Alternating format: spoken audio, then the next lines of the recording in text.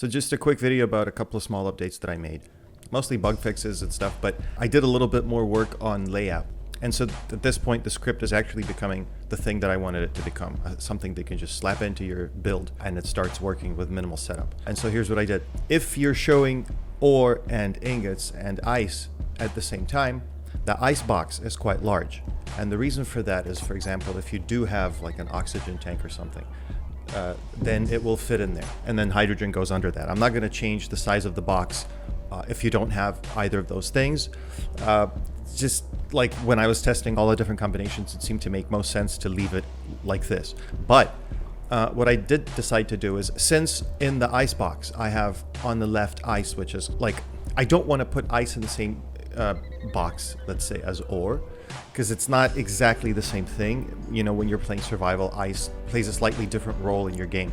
So I did want it to be in a separate box, but it's still kind of in the left column. And then oxygen and hydrogen are kind of ingots, essentially, because you use them for other stuff, right? You refine, in quotes, ice into oxygen and hydrogen, and then you use those, in quotes, ingots for whatever. So I have them on the right. And so what I decided to do, to not have too many options and to kind of keep things visually consistent and simple, is if you're showing only ore and ice, then you don't see the gases and the box becomes a lot thinner.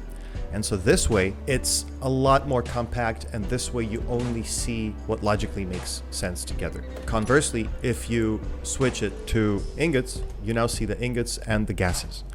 There's no way to see only the oxygen and hydrogen without the ice right now. If this is something people really need, I can probably add it in there. But for now, this is already a lot better than what it was. And so let me show you what that looks like in practice, because I think it's actually a pretty useful thing.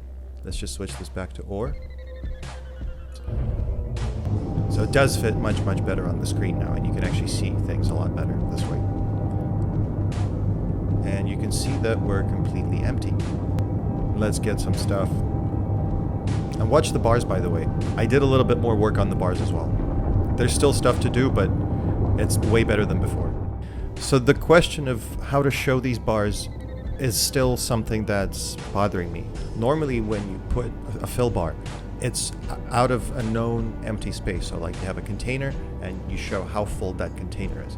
But when you're talking about an overall display, which is what SID is, you have to show how full the whole space is. And now SID considers only the largest inventory network on your grid and how full that network is, right? But you have different kinds of elements.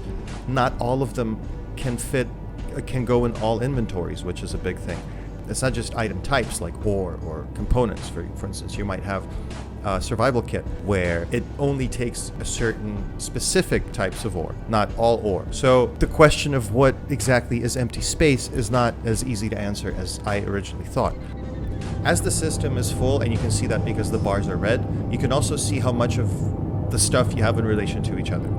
And the way I scale them is, if the system is full, at least one of the bars is going to be at 100. So this is a useful screen. You can see that we're full by the color of the bars. You can see that we have a little bit more stone than we do nickel, which is probably not the best mining run in the world, but all right, maybe you need some gravel or something.